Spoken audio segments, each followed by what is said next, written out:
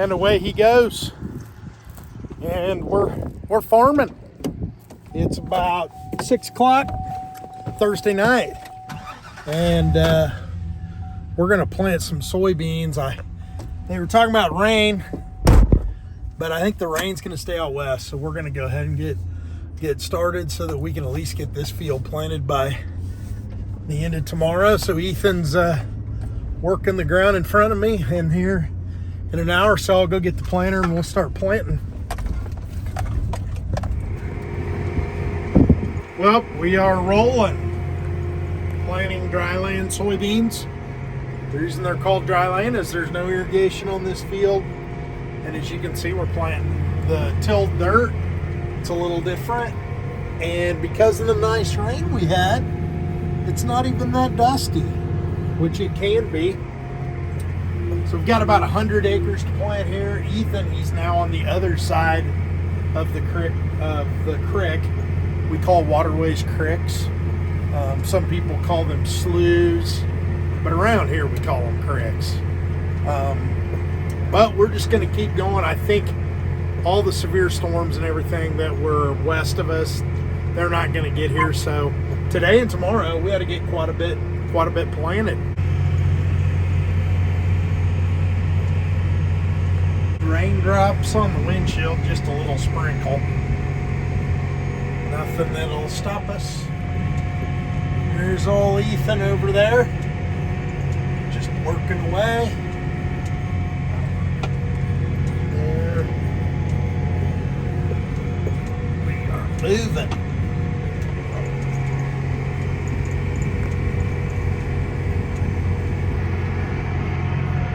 See him over there?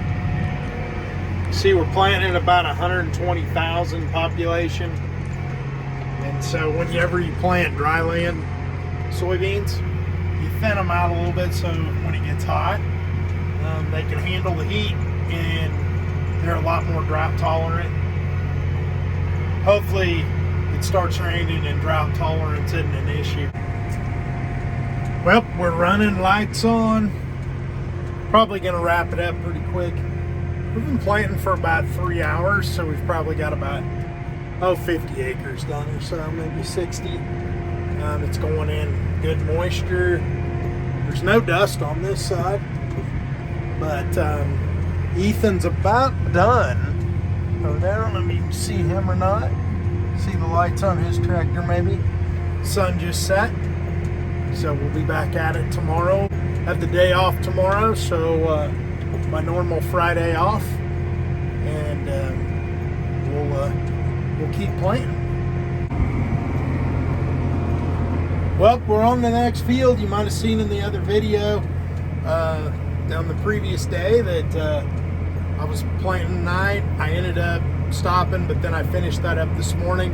Now we're on to the next dryland soybean field, and as you can see, the tractor's moving. It's actually my dad today that's got out there. He didn't get out too much and run the tractor, but he is today, so we can keep moving. And as soon as Ethan gets here, he'll take his place after school. But everything's working really well.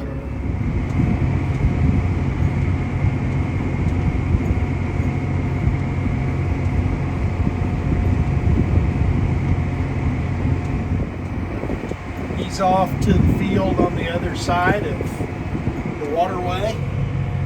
So he's headed over there. This is kind of a small 17-acre patch. Get to watch him fold up. Folds up his wings on the field cultivator, and he will move on to the next field.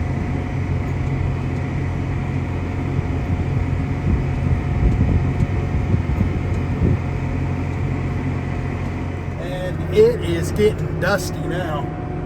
So the moisture that we had, the top quarter inch is drying out just because of all the sun and the wind.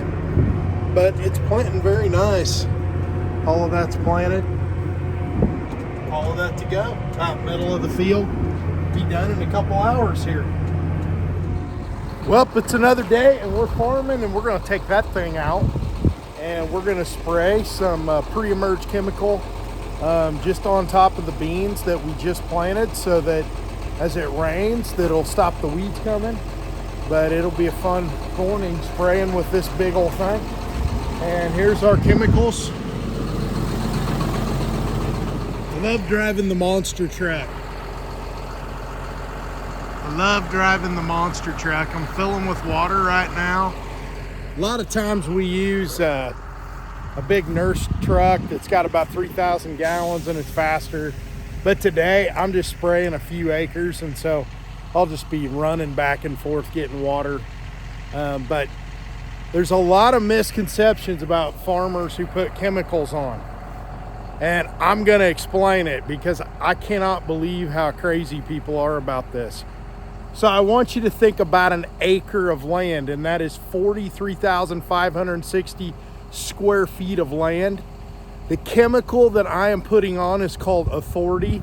It's basically similar to like what you would put on your yard, except it's for soybeans, and what it does is it allows the soybeans to grow and suppresses the weed pressure. We're putting 7 ounces, liquid ounces.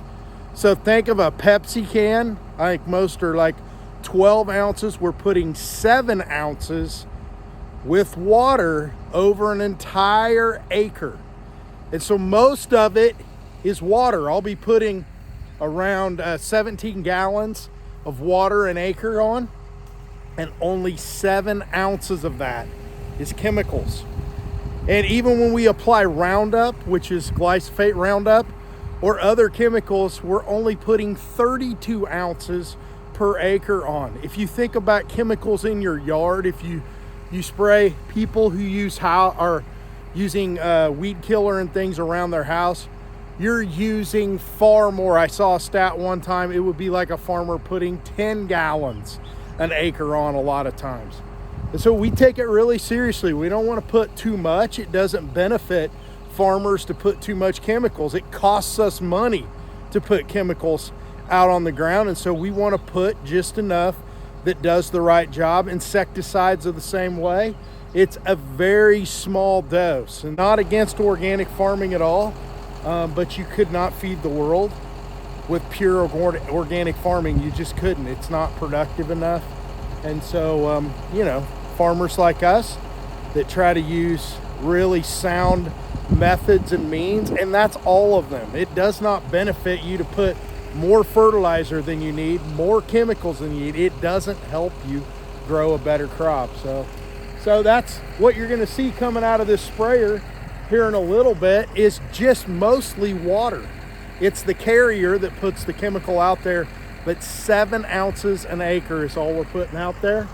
And if it sounds like I'm on a stump speech, it is, because people ask me all the time, especially when you get in one of these. People are like, oh man, you're killing lots of stuff. And it's like, we're doing no different than what people do on golf courses or yards, except we do it in much smaller doses actually.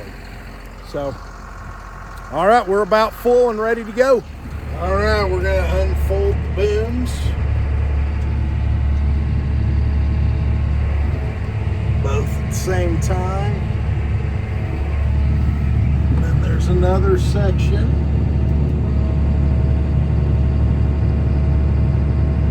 This boom is 90 feet.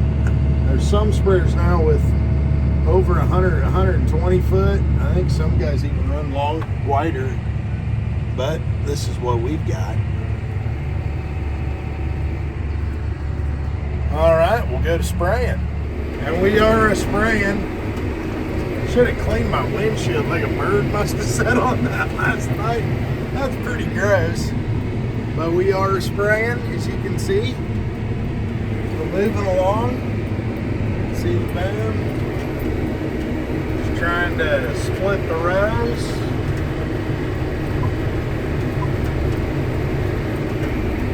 And as you can tell, we're putting on 17.2 gallons at about 48 pounds pressure, rolling at about 12.5 miles an hour.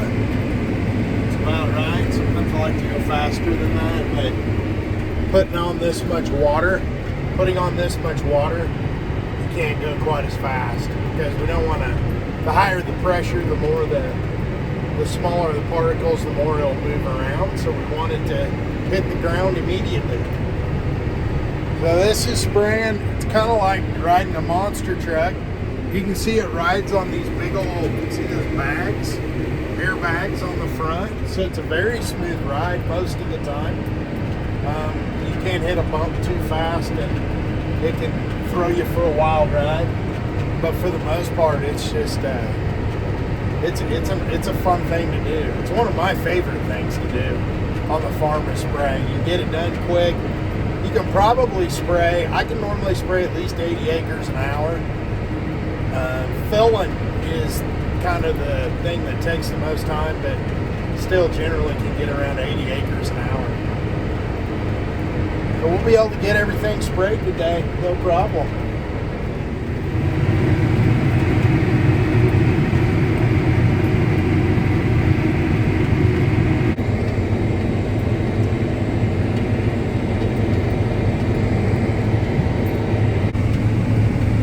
You can see the gallons counting down. Probably should get around 45 acres out of each tank.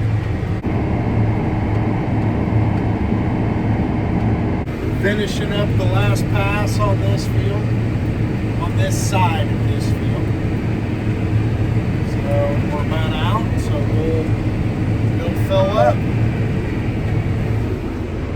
Moving on. Fold them up.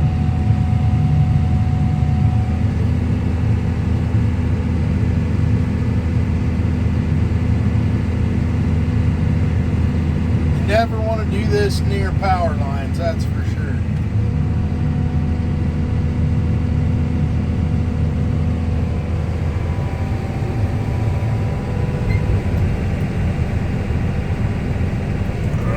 Ready to go fill again.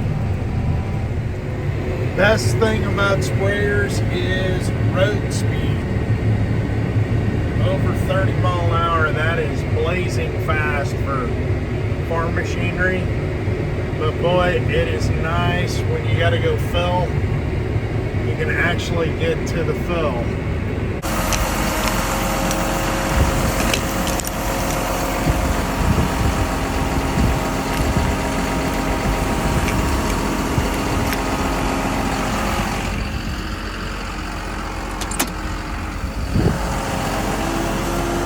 Filling.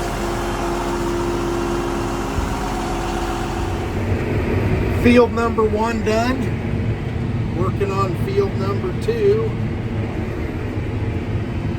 Just covering the ground. Trying to stay between the rows.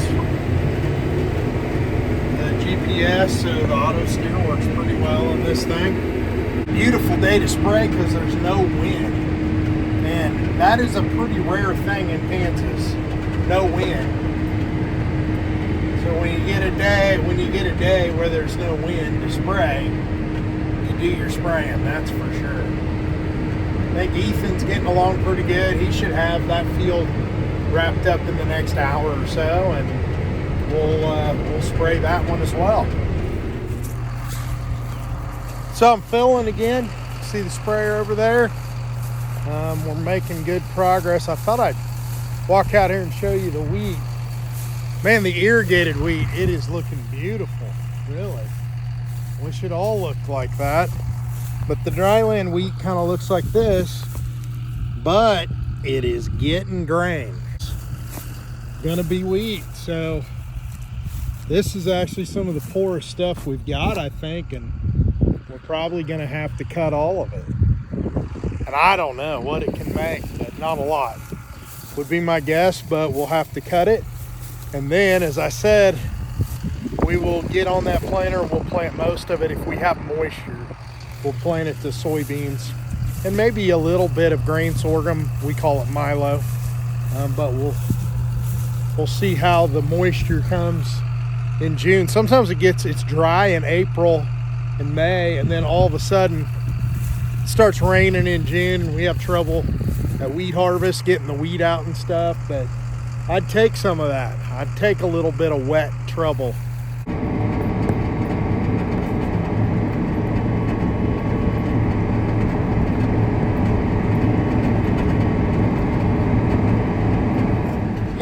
called me. He said he's got a press wheel, one of the back wheels that closes the seed trench, locked up, and so he's got a spare.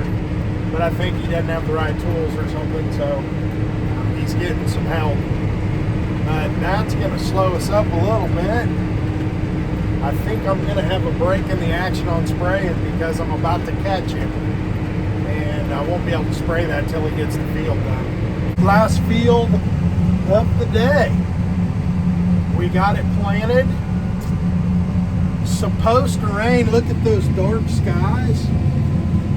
Man, I'm getting pretty hopeful. This is like perfect timing. Get it planted. And then if we got a nice ½ inch to incorporate the herbicide and sprout all the seed. But we'll have to see if it happens. But man, that'd be perfect timing, perfect planting.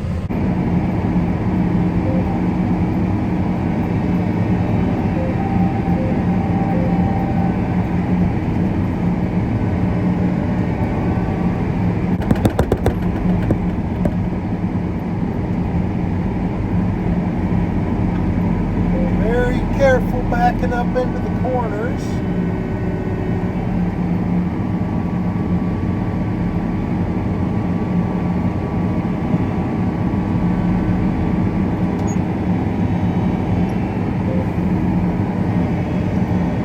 Now for the spraying around the trees. It is difficult to not stick that 90-foot boom into the trees.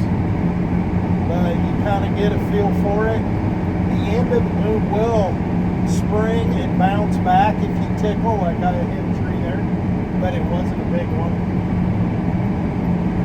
You obviously want the chemical right on the edge of the trees, so it takes a little bit of going underneath them sometimes.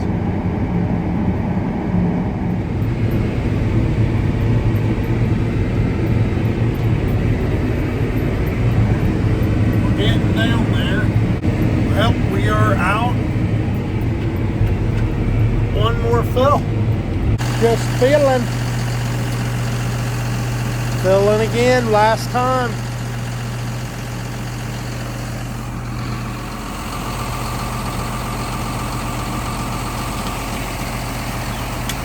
Overfilling. It's full. That might have been a little too full, but it's full. Last unfold of the day. That'll finish her with the last.